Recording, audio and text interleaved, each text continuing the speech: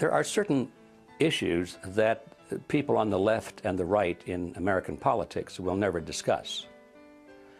And the reason they won't discuss them is because they agree mutually.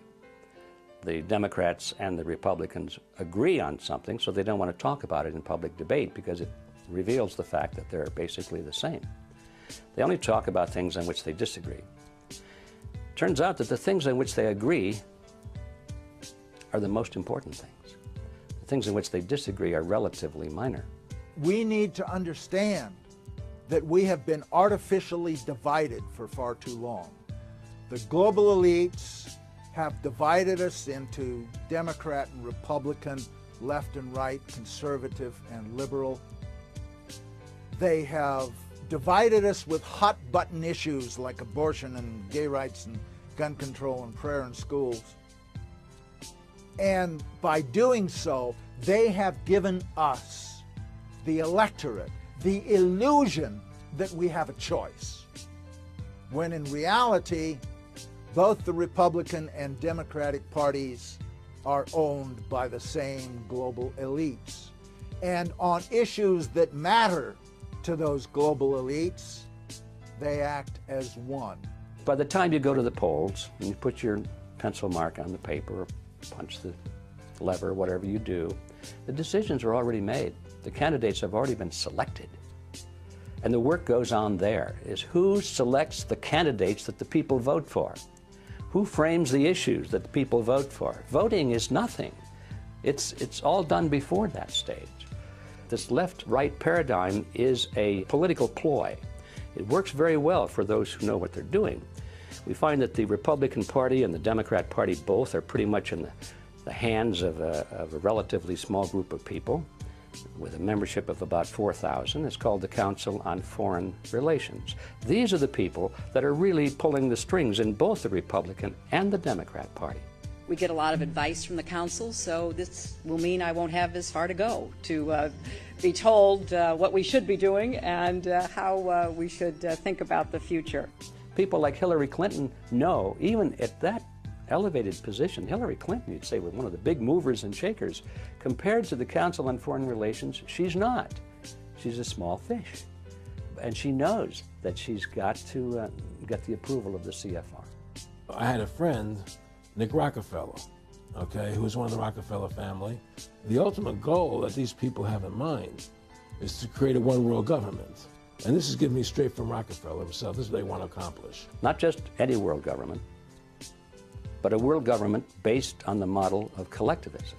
In other words, big, powerful, centralized world government. If it were a world government based on the principles of freedom and freedom of choice, freedom of culture, low intervention, if no intervention in the lives of normal human beings, it might be a wonderful thing, but that's not the kind of world government the left and the right have in mind. They're talking about total world government with all major decisions being made at the top and people at the bottom being peasants, basically, in a high-tech feudalism. In a brief video introduced by the United Nations Secretary General Boutros Boutros-Ghali and containing some exceptional footage, the connection between the United Nations, New York City, and the Rockefeller Foundation is clearly drawn.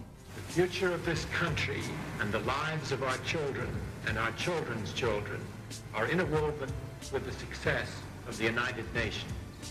In it lies the hope of the people of the world.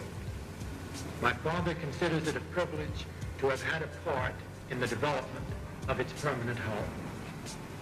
I'm glad to hand you, Mr. Lee, my father's check. Thank you, Mr. Rockefeller. For every single department of government you have on a federal, local, county, state, provincial level, the United Nations had an equivalent department to deal with everything. It was already set up, in fact, to be global government. H.G. Wells said at the League of Nations, which was the embryo for the United Nations, he said, this is the nucleus of the world governments, when eventually all laws will come from there, be passed and signed into law by treaty of all the member countries. Eventually, we won't even have to go through the farce, and that's what it is, of voting in parties or candidates, because in the latter part of the 20th century and now into the 21st century, we're being trained, rather obviously, to simply accept rule by experts, rule by scientists, rule by professionals, and that's what they mean when they call governance. 2009 is also the first year of global governance, with the establishment of the G20 in the middle of the financial crisis. The climate conference in Copenhagen is another step towards the global management of our planet. By order of the City Minister of Chief Police, I hereby declare this to be an unlawful assembly. If people would just engage a few more brain cells, open the eyes and look, they will see the scale of fascism, no other word for it, that we are being subjected to today. I remember we had an FBI consultant on the picture telling me that they can use your ADT security box microphone to get your stuff that's going on in your house, or OnStar, they could shut your car down. And he told me that 1 in 5 phone calls that you make are recorded and logged. And I laughed at him, and then he played back a phone conversation I'd had 2 years prior to joining the picture, the FBI consultant. And it was like one of those phone calls, was like, you know, what are you wearing type of things. Really? Yeah, so it was mad weird. Wait, so you mean they had a record of you from 2 years prior to me joining the picture. Even being associated with the movie? With the movie.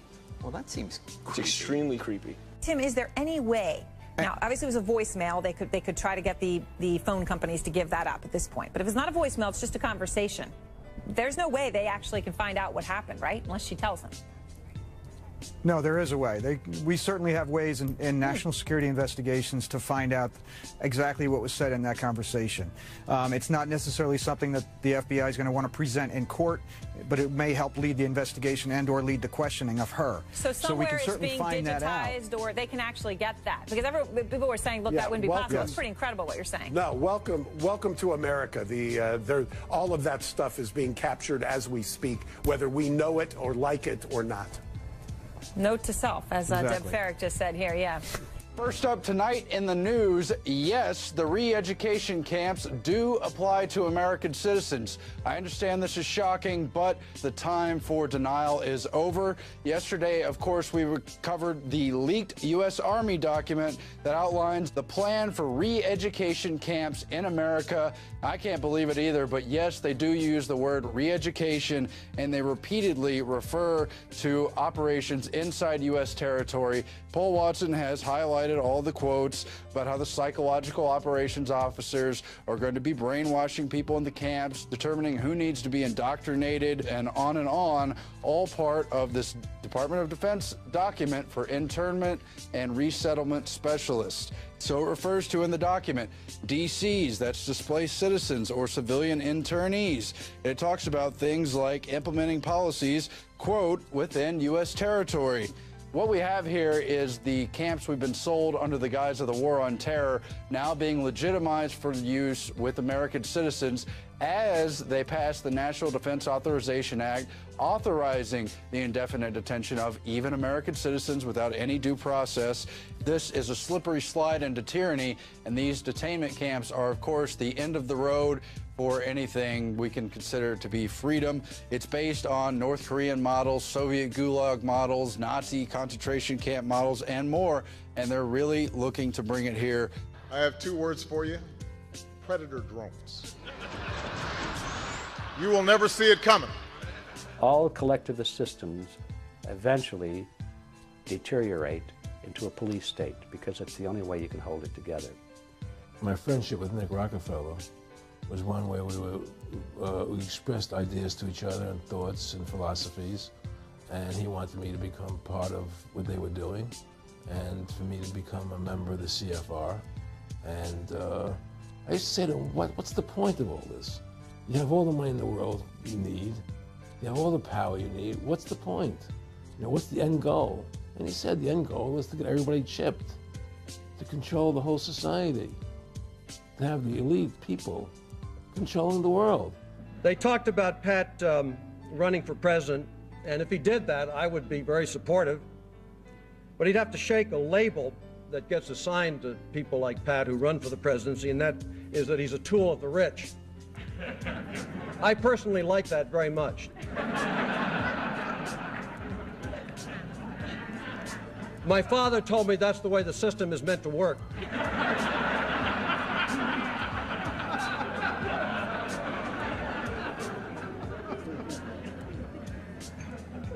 You know, I think Pat's coming quickly. Soon, I think he's going to be in a position for the Trilateral Commission. And if he shows promise beyond that, there's Bilderberg. World control, Pat. Settle for nothing else. At the top of this conspiracy are a handful of ultra-wealthy multi-billionaires in the world. Some of them have been conspiring for more than a century.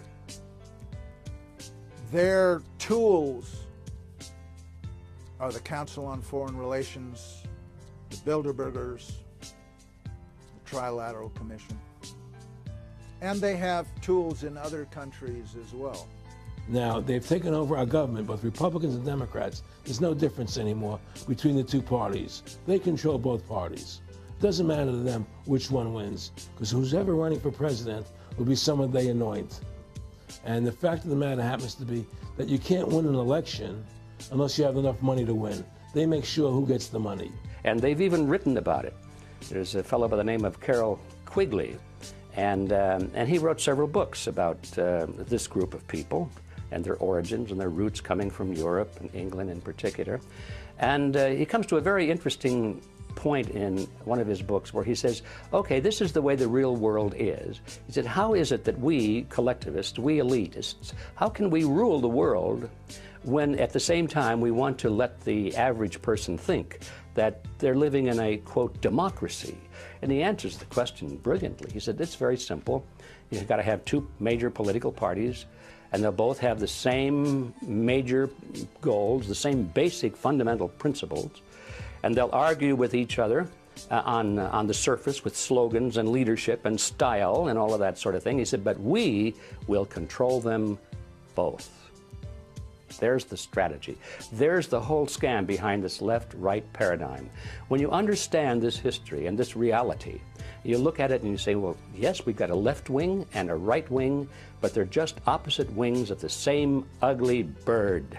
And we have our cheerleaders, you know, the news commentators and the talk show hosts on the left and on the right, and they frame the debate. They won't let the American people debate the real issues. They won't let them even think about the real issues, which are we going to keep American sovereignty or not? Are we going to let the Federal Reserve System, which is a banking cartel, continue to run our government or not?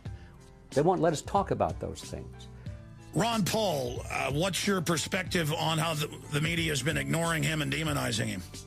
It's fascinating. I must say, the more I listen to and the more I read what Ron Paul has to say, the more fascinated and the more respect I have for this guy, because this guy's got courage. He understands that people want to be set free from big government, and he's not, you know, he's not scared of taking on any issue at all. And you know, I watch him. There was one of the primaries the other day where Ron Paul got 27%, an amazing figure, and yet the BBC virtually refused to even admit the fact that he's actually contesting the race. And I understand that many conventional parts of the U.S. media have been the same. And by the way, this pretending Ron Paul doesn't exist for some reason has been going on for weeks. A new Gallup survey showing Rick Perry running second to Mitt Romney, knocking down Iowa favorite Michelle Bachmann to fourth. Behind who? Fourth behind who? How did Libertarian Ron Paul become the 13th floor in a hotel? And it's kind of, you get a Ron Paul figure that comes along and challenges basic assumptions. And perhaps, to some extent, I've tried to do some of the same things over on this side of the Atlantic. And it's like a media blackout. That tells you there's the evidence that it's controlled. The owners of this country are the voters of this country. You're wrong about that, my friend. Aren't the owners of this country the voters in this country who elected George Bush? No, they're not. Listen, politics, these elections are a charade. It is a charade. Oh, okay. It is, they are meant to... Well, I'll tell you, listen, just listen for a minute. Learn a little something. The elections and politicians are in place in order to give Americans the illusion that they have freedom of choice. You don't really have choice in this country. This is not a party issue. This is not a left-right issue. The question is not, should we have big government or little government? The question is, who should government serve? And it should serve the people. And it hasn't been doing it, and it still isn't doing it. And changing from Republican to Democrat or Democrat to Republican is not going to change that.